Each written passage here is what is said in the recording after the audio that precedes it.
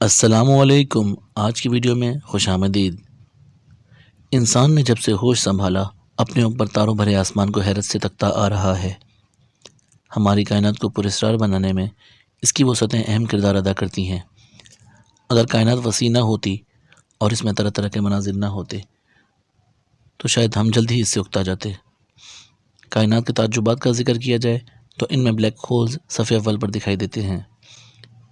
تحقیقات بتاتی ہیں کہ جب کوئی ستارہ اپنی طبعی عمر پوری کر چکا ہوتا ہے تو اس کے مرکز میں موجود ہائیڈروجن نیوکلیئر فیوژن ریئیکشن کے باعث لوہا پیدا کر چکی ہوتی ہیں، جو اس کے لیے موت کا پیغام ثابت ہوتا ہے، جس کے بعد ستارہ ایک زوردار دھماکے سے پھٹ جاتا ہے۔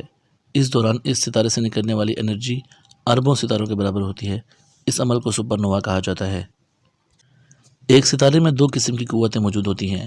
ایک قوت گیسز کے پریشر کی ہوتی ہے جو مرکز میں موجود نیوکلیئر ریئیکشن کے باعث ستارے کو پھیلانے کی کوشش کرتی ہے، جبکہ دوسری قوت گریوٹی کی ہوتی ہے جو اس ستارے کو اندر کی جانب کھینچ رہی ہوتی ہے۔ اربوں سال تک یہ دونوں قوتیں ایک دوسرے سے ٹکراتی رہتی ہیں، مگر سپر نووا کے بعد گیسز پریشر والی قوت ختم ہو جاتی ہے اور صرف ستارے کی گریوٹی رہ جاتی ہے، جس کی وجہ سے ستارہ اپنے میٹر کو اندر کی جانب کھینچنا شروع کر دیتا ہے۔ اس عمل کے باعث ستارے کی ڈینسٹی بڑھنا شروع ہو جاتی ہے اور آخرکار ستارہ انفائنائٹ حد تک ڈینس ہو جاتا ہے اور مرکز میں جمع شدہ میٹر سنگولیرٹی بن کر اسپیس ٹائم کی چادر میں شدید قسم کا کرو پیدا کر دیتا ہے، جس کی وجہ سے ستارہ بلیک ہول کا روپ دھار لیتا ہے۔ جب ستارہ بلیک ہول کا روپ دھار لیتا ہے تو اس کے گرد ایک دائرہ بن جاتا ہے جسے ایونٹ ہورائزن کہا جاتا ہے۔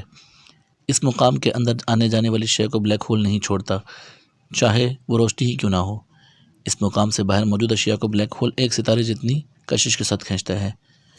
اس مقام پر بلیک ہول کی شدید گریوٹی کے باعث وقت تھم جاتا ہے، کیونکہ تجربات یہ بھی بتاتے ہیں کہ گریوٹی وقت پر اثر انداز ہوتی ہے، لہٰذا یہ عین ممکن ہے کہ آپ ایونٹ ہورائزن میں کچھ وقت گزار کر آئیں تو زمین پر پہنچیں گے تو آپ کا سامنا بوڑھے لوگوں سے ہوگا اور آپ حیرت زدہ رہ جائیں گے جب آپ کو معلوم ہو کہ وہ آپ کے سامنے بوڑھے لوگ دراصل آپ کے پوتے اور نواسے ہیں، جبکہ آپ خود اس وقت جوان ہوں گے۔ ایسا اس وجہ سے ہوگا کہ آپ ایونٹ ہورائزن پر جو چند وقت گزار کے آئے ہیں، زمین والوں کے لیے وہ کئی دہائیوں کے برابر ہیں۔ ایونٹ ہورائزن کو آپ ایک آبشار کی مثال سے بھی سمجھ سکتے ہیں۔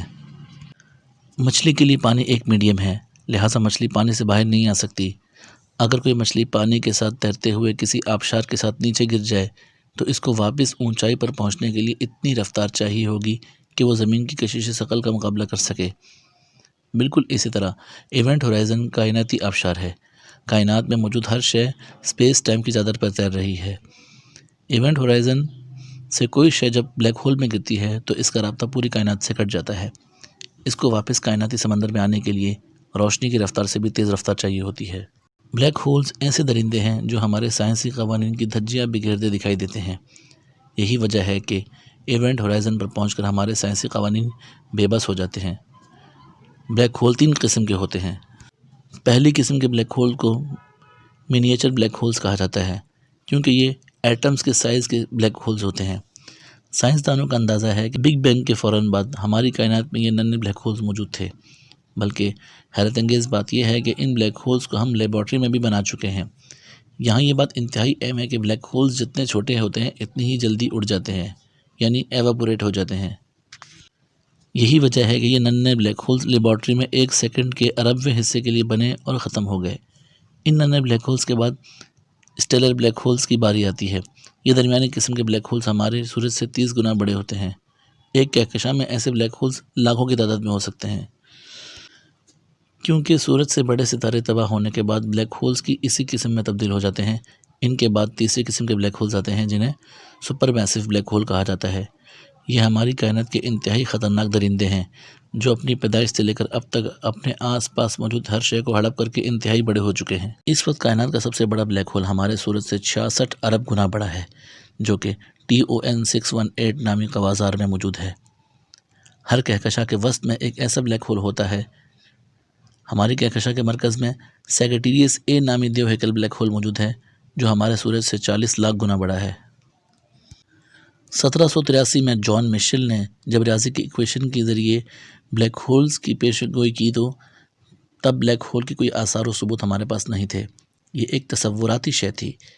اسی خاطر بلیک ہول سینکڑوں سال سے انسانوں کے لیے تجسس کا باعث رہا۔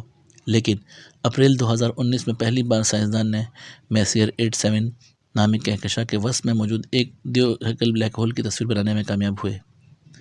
سورج سے 72 کروڑ گنا بڑے اس بلیک ہول کی تصویر کو بنانے کے لیے زمین کے مختلف کناروں پر موجود 8 بڑی ریڈیو ٹیلیسکوپس کو 11 دن تک بلیک ہولز کی جانب کیے رکھا، جنہوں نے 52 لاکھ گیگا بائٹس ڈیٹا جمع کیا، جس کو 200 سائنسدانوں نے 2 سال تک دن رات ایک کر کے انٹرفیرومیٹری ٹیکنیک کے ذریعے یکجا کیا اور تاریخ انسانی میں بلیک ہول کی پہلی تصویر بنانے میں کامیاب ہوئے۔ ہماری کائنات پراسراریت کا سمندر ہے۔ اس کے ہر گوشے میں ایسے حقائق ہمارے سامنے آتے ہیں جنہیں دیکھ کر انسان حیرت میں ڈوب جاتا ہے۔ کائنات سمندر میں جوں ہم کھوجنے کی نیت سے اترتے ہیں، ویسے ہی ہماری پیاس بڑھتی چلی جا رہی ہے۔ لیکن اگر ہم غور کریں تو ان بلیک ہولز کو پیدا کرنے والی ذات کس قدر طاقتور اور قدرت والی ہوگی، جو کہ اس تمام نظام کائنات کو چلا رہی ہے۔ یہ ویڈیو اچھی لگی ہو تو اس کو لائک کیجیے اور اپنے دوستوں کے ساتھ شیئر کیجیے۔ میں ملوں گا آپ سے اگلی ویڈیو میں، تب تک کے لیے اللہ حافظ۔